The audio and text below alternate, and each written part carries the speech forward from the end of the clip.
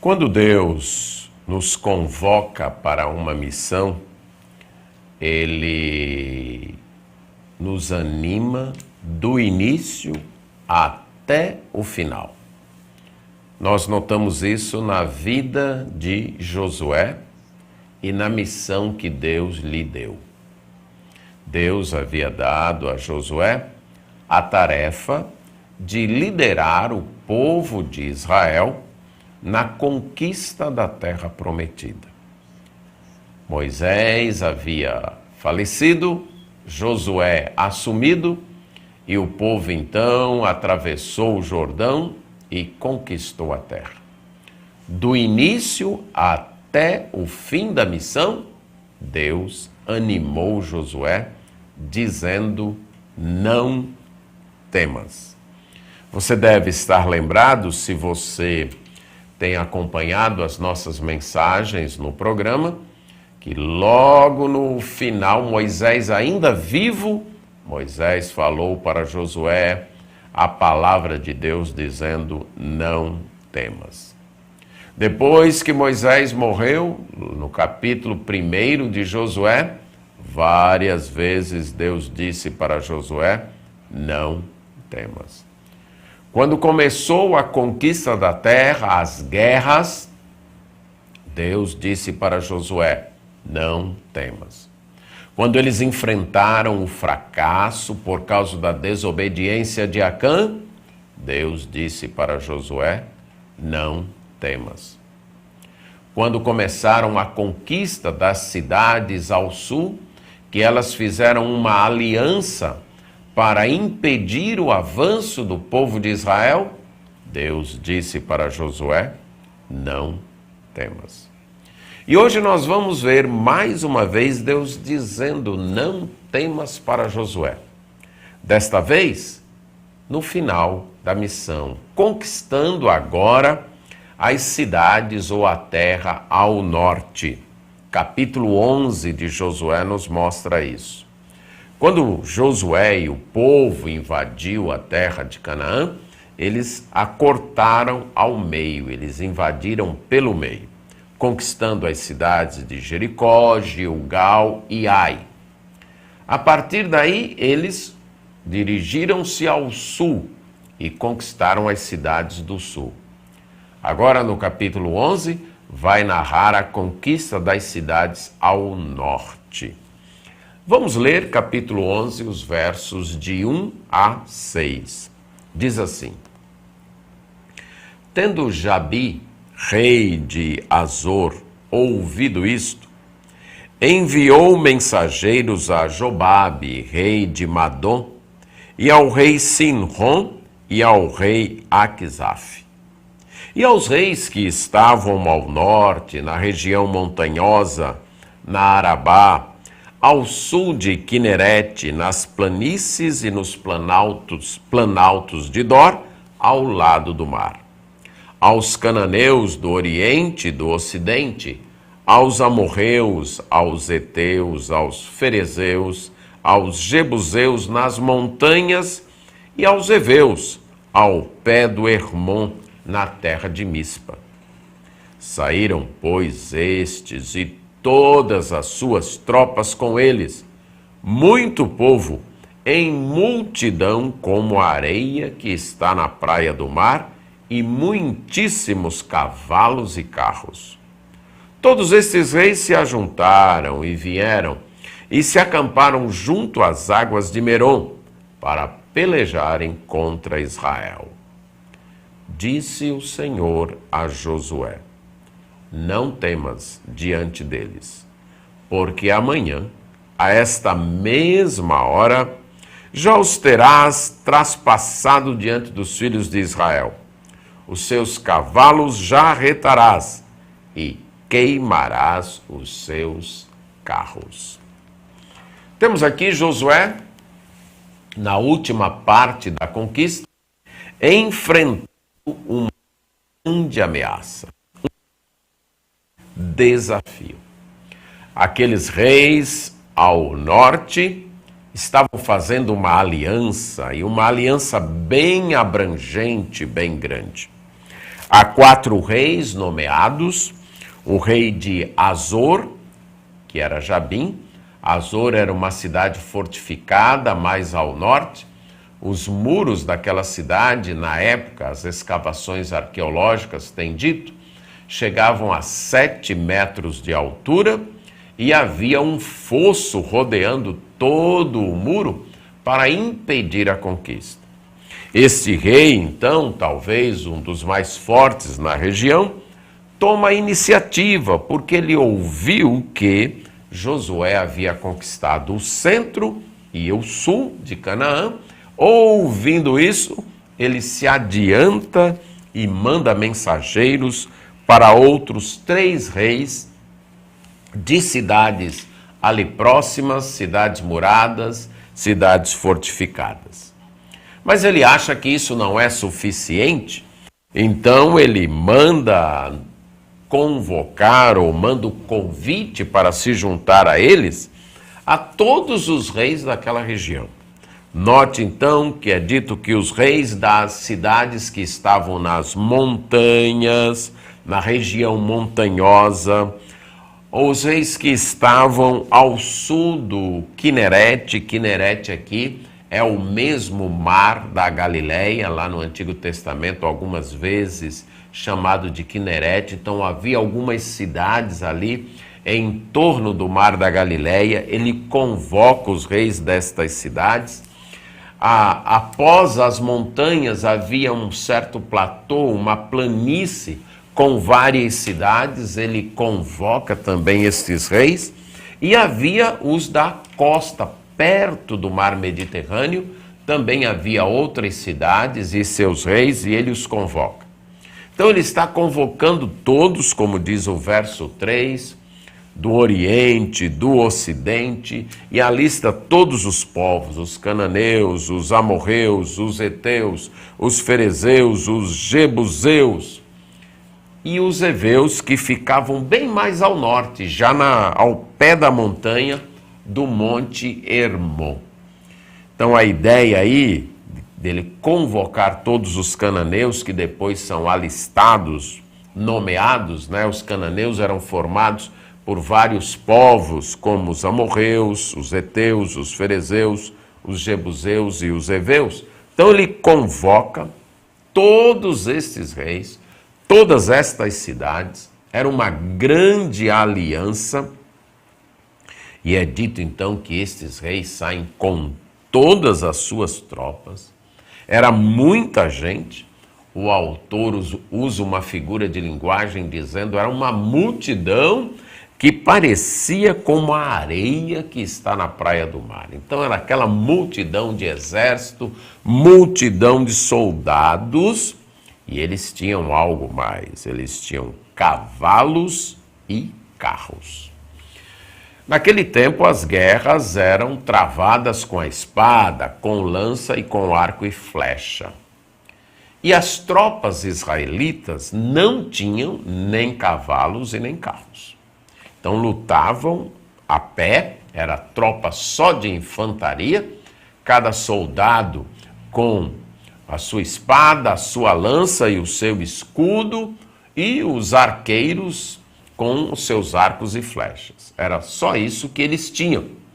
Se do outro lado havia tropas com cavalos, uma cavalaria, eles levavam vantagens, porque vinham os cavalos e a pessoa que estava montada no cavalo, o cavaleiro, lutava de cima para baixo, trazia sua lança de cima para baixo, o que facilitava, né? Você vem a cavalo e encontra alguém a pé, lutando a pé, então a vantagem é do cavaleiro. Mas não apenas isso, eles tinham os carros puxados a cavalos. Então, esses carros, então, puxados a cavalos, ganhavam uma velocidade ainda maior.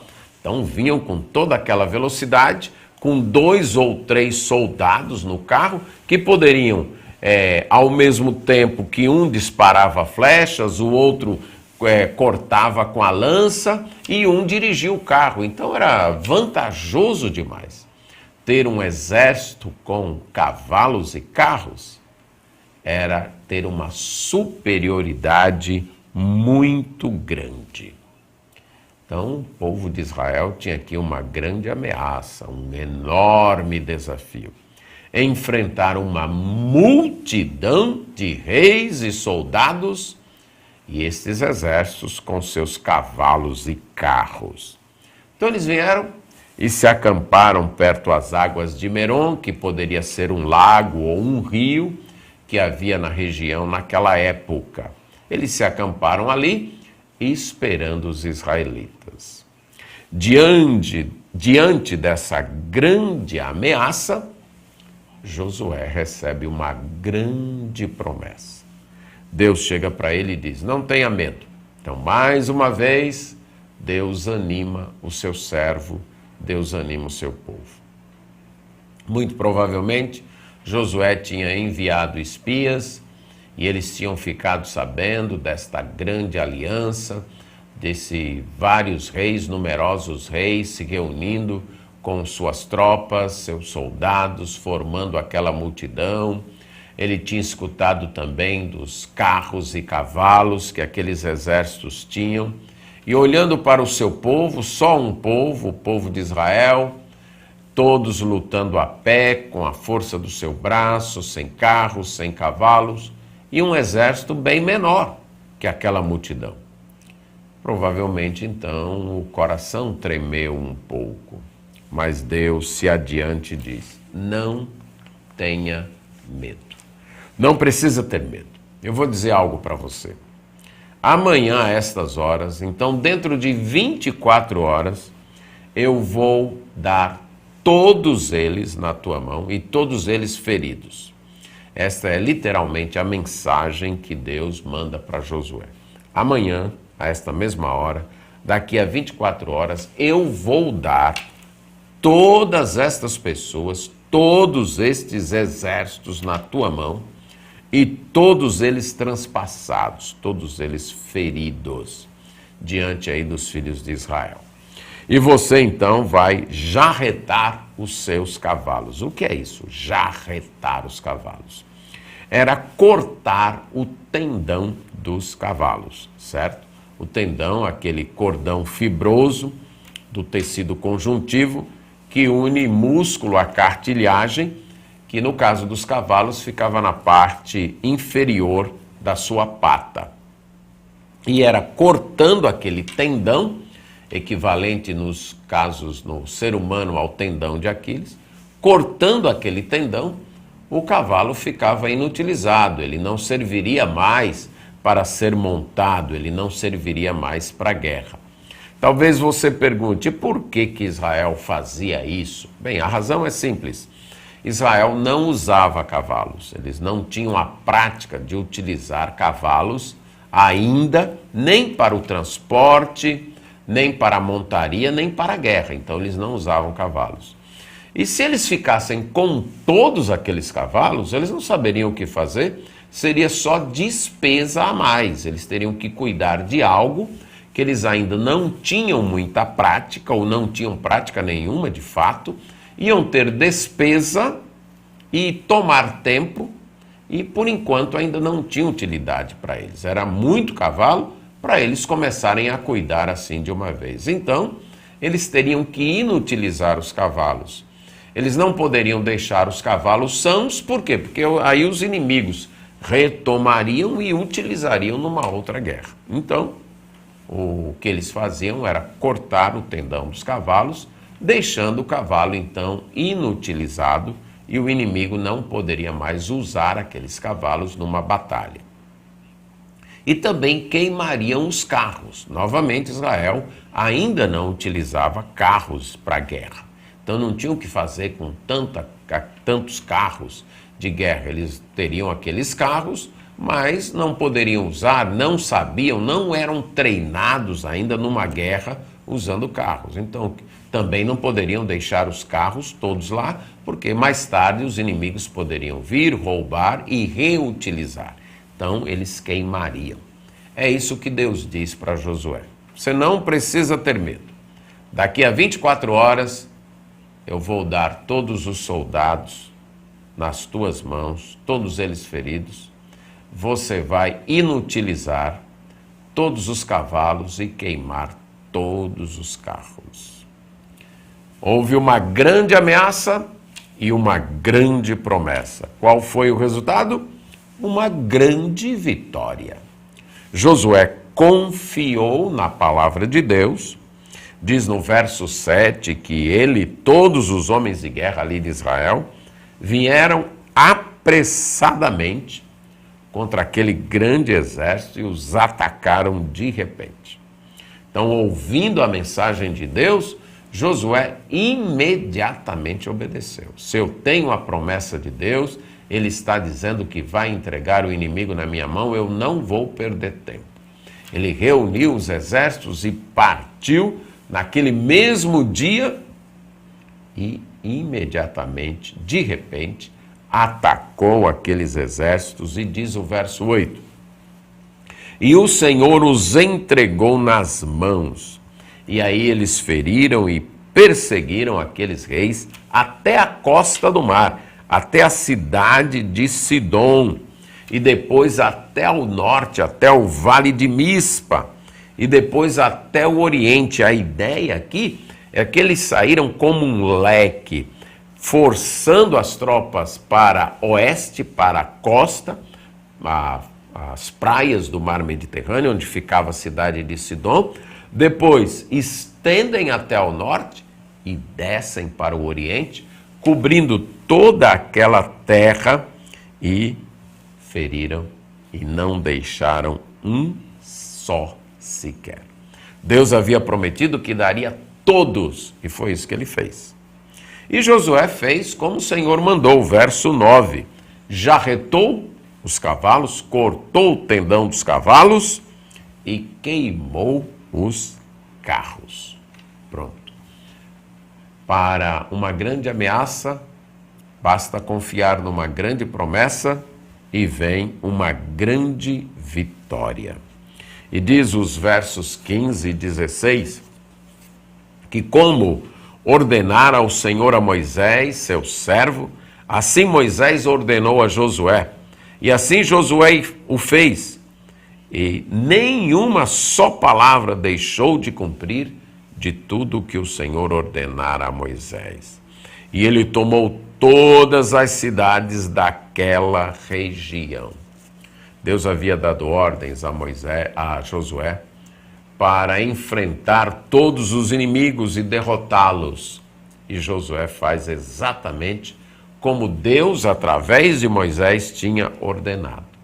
No verso 18 diz que por muito tempo Josué fez guerra contra todos estes reis. Quando a gente escuta a narrativa, parece que foi algo assim que aconteceu em 2, 3 dias. Não, estas guerras demoraram algum tempo.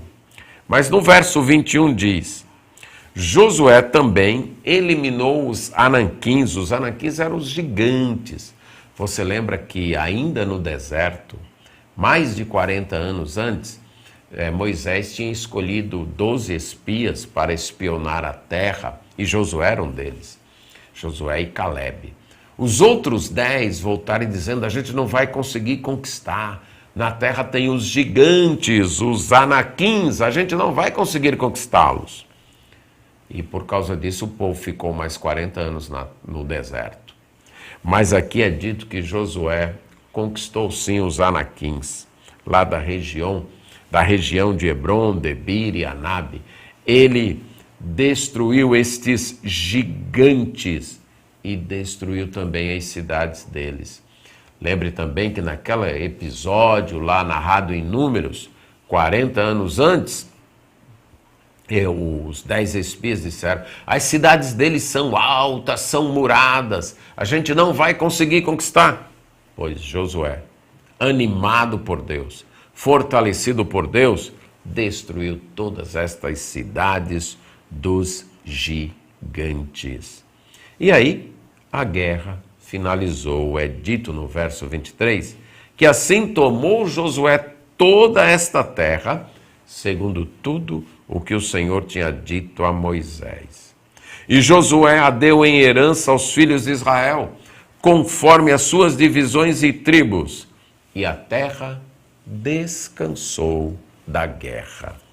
Deus havia prometido que daria aquela terra ao seu povo, que Josué os lideraria nisso. E Deus animou o seu servo dizendo: não temas.